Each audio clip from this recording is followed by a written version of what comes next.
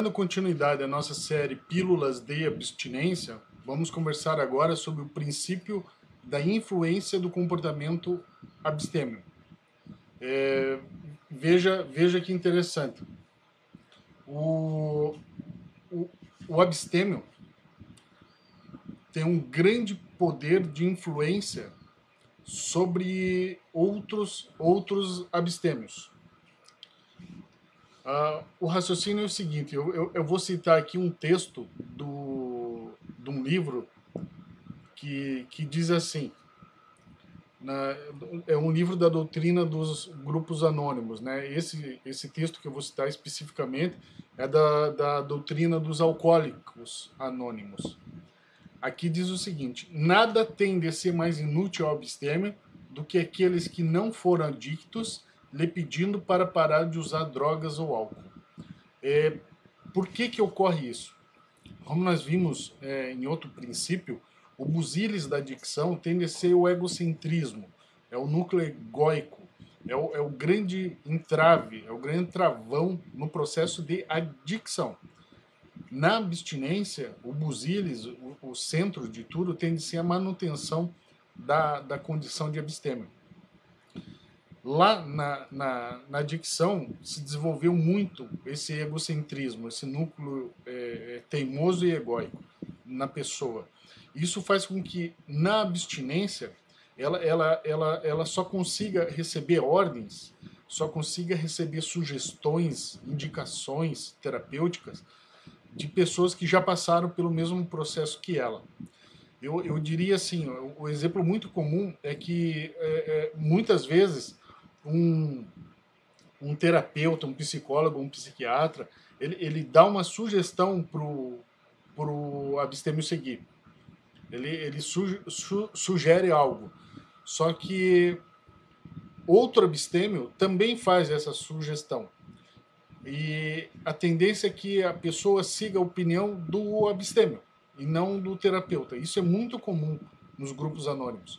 Até pela técnica do espelhamento, né, onde um se enxerga através do outro, né, ele vê seus atos quando o outro faz suas partilhas. Então, é muito comum que o poder de sugestão seja muito maior, o poder de influenciar a pessoa seja muito maior quando dada por um outro abstêmio, do que quando dada por um psicólogo ou um terapeuta que não tenha passado pelo processo de adicção. E isso deriva lá da natureza egóica da adicção, né? Isso é um efeito da adicção que é ultrativo, é um efeito da adicção que se projeta durante a abstinência. Isso é muito comum, isso é a coisa mais ordinária e comum que existe. Veja só, nós temos aqui questões interessantíssimas, né? Então, como o abstêmio tem um poder de influência sobre outro abstêmio muito grande, a força de sugestão é muito grande. Nós chamamos isso de strongly suggest. É a força de sugestão, né?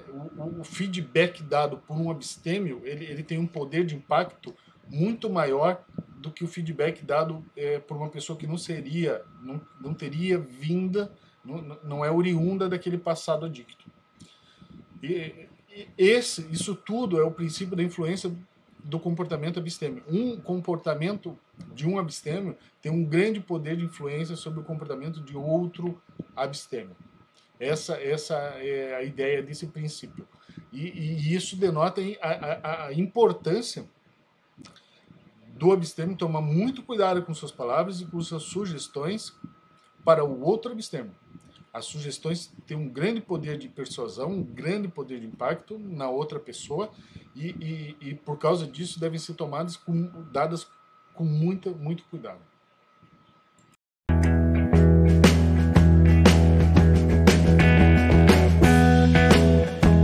Dando continuidade à nossa série Pílulas de Abstinência, vamos conversar agora sobre o princípio da recaída pela esfera de associação. Veja só que interessante isso, né? O que é essa esfera de associação? Quando uma vamos exemplificar bem facilmente. Quando uma mulher ouve a palavra bolsa, ela faz determinadas associações a essa bolsa. Ela sabe marcas de bolsa, modelos de bolsas e tudo mais relacionados a esse tema, muito mais que um homem, né? E o inverso ocorre quando, por exemplo, um homem ouve a palavra bola de futebol. Ele faz uma associação com estádio de futebol, com torcida, com muito mais elementos do que normalmente uma mulher faria essa associação, né? Veja, esse é um exemplo bem simples, né? Relacionados a dois objetos, onde um dos sexos pode ter muito mais elementos de associação do que o outro sexo, né? É apenas um exemplo bem banal para entender o que é essa esfera de associação. Essa esfera de associação é tudo aquilo que se associa a determinado objeto, a determinado fenômeno, né? Bom, nesse contexto, que ocorre uma recaída por esfera de associação. O que seria isso?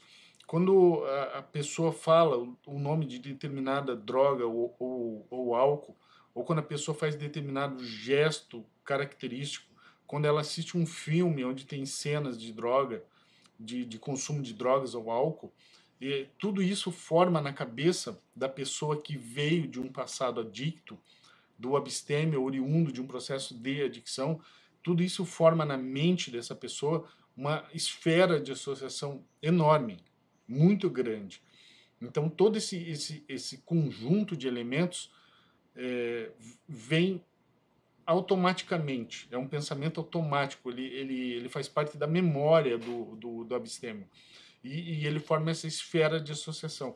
Então, quando se fala o nome de uma droga ou de um álcool, se faz algum gesto característico relacionado ao consumo desse álcool ou dessa droga, automaticamente vem uma esfera inteira de elementos de associação e que podem causar uma recaída, né? No seguinte aspecto, uma recaída emocional, né? Ou até mesmo uma reintoxicação física. Mas isso tudo ocorre por essa esfera de associação. Esse é o princípio da recaída pela esfera de associação. Então veja o perigo que você não aplicar de forma correta, de forma precisa, a técnica do evite e do procure, né? A técnica do evite e do procure é muito importante, porque evitando pessoas, hábitos e lugares da ativa, você evita o contato com essa esfera de associação. Veja que isso é diferente do princípio da subcultura adicta, né? Porque na subcultura adicta você vai atrás do procure, da técnica do evite e procure, né? O evite pessoas, hábitos e lugares da ativa e procure situações relacionadas à abstinência. Na substituição da subcultura adicta, você vai procurar novos elementos para substituir pelos elementos que você tinha na adicção. E na recaída, no princípio da recaída pela esfera de associação, você vai acabar recaindo, porque ao invés de procurar elementos da abstinência, você procurou elementos da adicção. Você não aplicou o evite pessoas, hábitos e lugares da ativa. Então, às vezes o abstêmio, ao entrar em contato com alguém da ativa, né, ele relembra todo o uso, toda aquela associação, tudo que aconteceu, tudo que estava relacionado ao consumo de drogas ou álcool. E toda essa esfera é muito forte, traz um poder impactante muito grande, porque faz parte da memória do abstêmio. E existem estudos mais modernos relacionando muito a memória, né, com a recaída. Então, de fato, a técnica do evite e do procure, ela tenta afastar o máximo possível da memória esses elementos de associação que podem conduzir o abstêmio ao processo de recaída.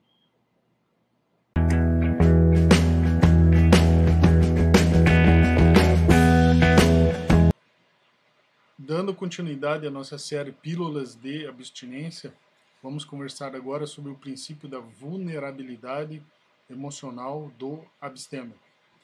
Princípio muito interessante também e que indica duas situações bem interessantes. Nós temos primeiro o caso do adicto, onde ele não é vulnerável emocionalmente, ele não é muito instável, ele é extremamente instável, extremamente vulnerável. Nós chamamos inclusive de hipervulnerabilidade do adicto.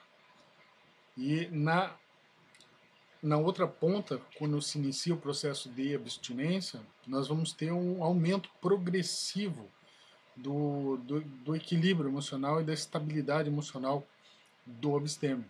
De modo que nas fases iniciais da abstinência, abstêmio mínimo, abstêmio menor e o abstêmio maior nas fases no início desse ciclo, eles possuem uma vulnerabilidade emocional muito maior do que o pós-abstêmio, por exemplo, ou o abstêmio maior real.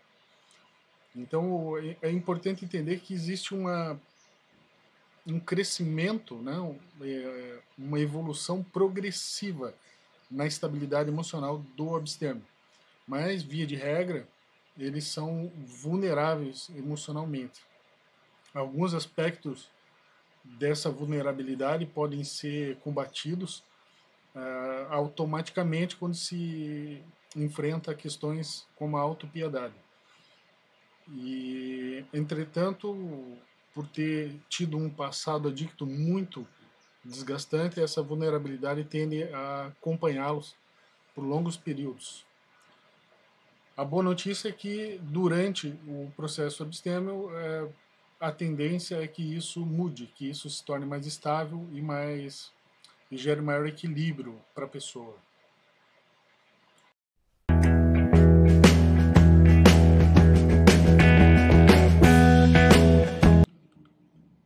Vamos lá, dando sequência à série Pílulas de Abstinência, vamos falar agora sobre o princípio das cláusulas pétreas abstêmias. Veja, essas cláusulas pétreas, eu com o Dr. Plínio, né, e com o Paulo César Rodrigues, nós conseguimos elencar aqui 45 cláusulas pétreas, tá? O que significam essas cláusulas pétreas, né? Se a pessoa violar essa cláusula, se o abstêmio violar essa cláusula, ele está fadado à recaída. É questão de tempo, ele vai acabar recaindo, certo? Entendendo que o processo de recaída, a recaída é um processo, onde a reintoxicação física é o último ato desse processo. Então existe uma série de atos que são praticados, onde o último ato é a reintoxicação física da pessoa.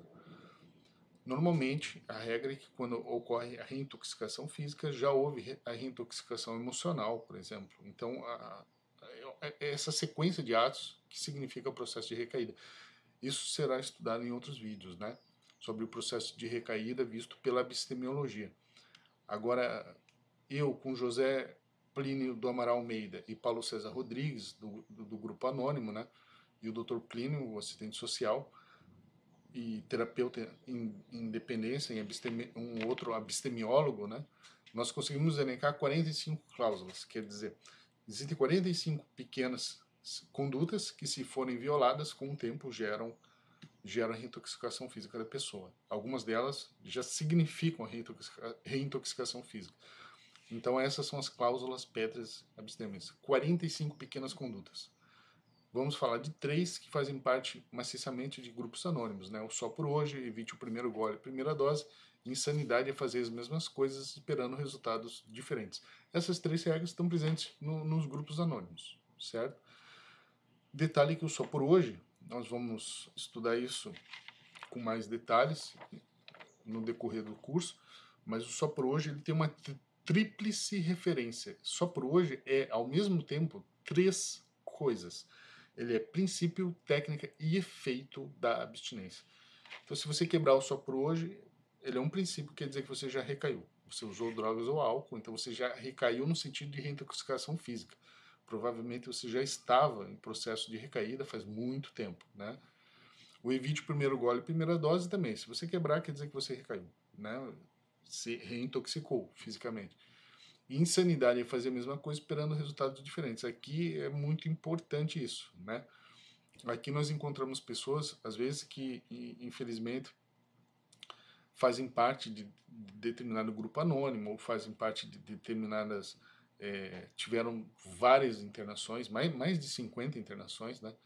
E continuam sem estarem em abstinência. Por que isso ocorre, né? Porque a pessoa está fazendo as mesmas coisas esperando resultados diferentes, né? Então, essas regras, e muitas e outras 42, estão elencadas, né, nesse princípio das cláusulas pétreas abstêmias. É interessante sempre dar uma olhada no material, elas estão elencadas aqui, assim como eu tento sempre demonstrar, quando a ideia não é minha, quem são os autores, da onde vieram as ideias. Eu escrevo, mas a ideia, a parte intelectual, eu sempre tento apontar a autoria. Então elas estão presentes aqui. Estudem essas 45 regras, deem uma lida, muitas delas são autoexplicativas, não tem muito problema, né? Mas essas são as 45 regras que nós chamamos do princípio das cláusulas pétreas abstêmias. Veja que só esse princípio tem 45 subprincípios, né? Então veja a complexidade que é isso tudo.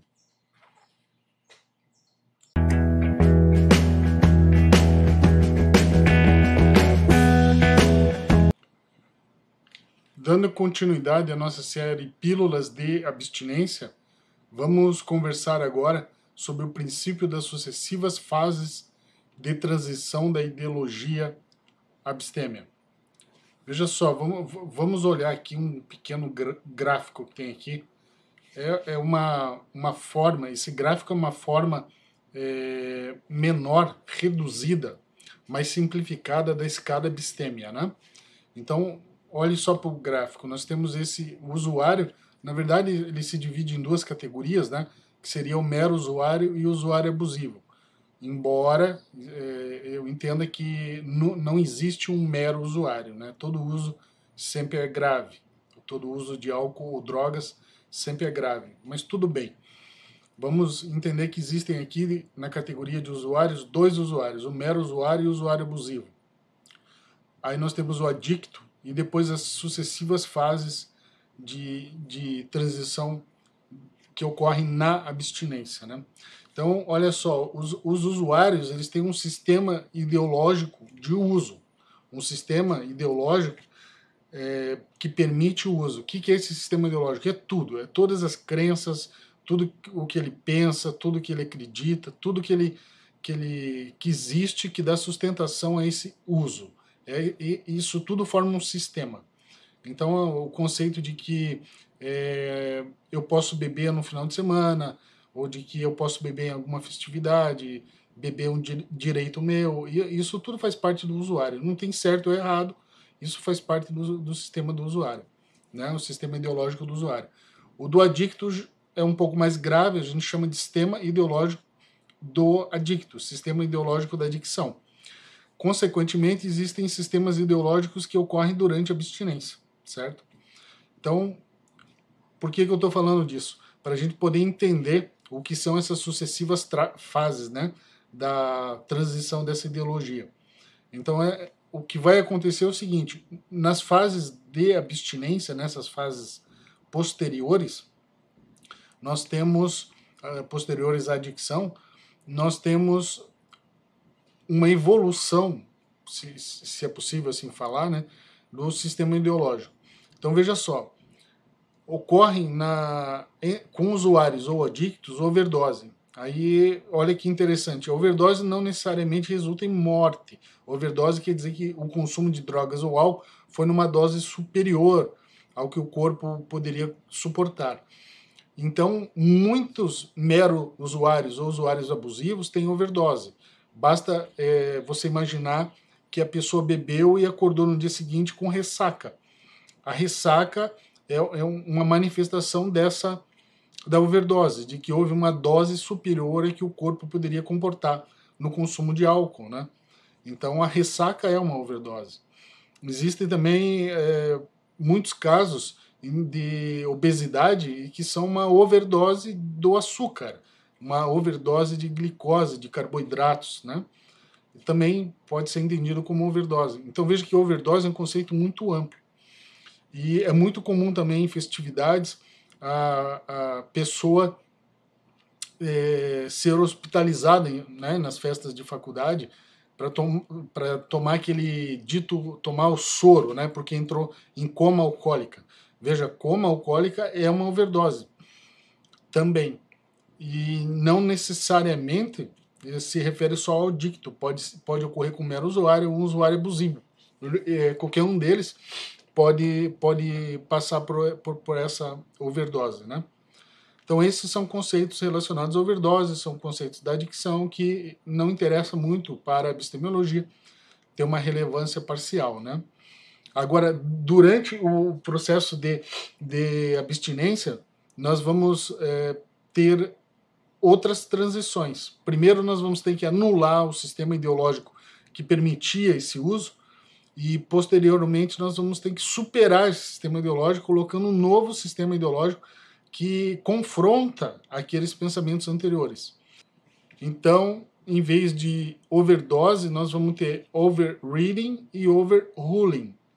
Esses são conceitos muito utilizados em outras áreas, né, de estudo. Mas o overreading seria anular o conceito anterior, certo? Você vai parar com o conceito anterior que você tinha, ou seja, uma fase em que você enfrenta as crenças, as ideologias que davam sustentação ao sistema ideológico da adicção. Quando você anula essas crenças, até você conseguir anulá-las, pelo menos na sua grande maioria, você está passando pelo overreading. Esse overreading ele ocorre normalmente durante o período de abstêmio menor, que dura de 2 a 3 anos, né? Existem alguns livros de grupos anônimos que apontam 5 anos, né? Mas eu gosto de pensar numa proporcionalidade, né? A fase de abstêmio menor vai durar de 15% a 20% do período que você teve de drogadição. Aqui é importante um conceito, olha só no gráfico. Todo período em que a pessoa foi usuária com o período que ela foi adicta, ela usou drogas ou álcool, então ela foi uma drogadita. Esse é um período de drogadição.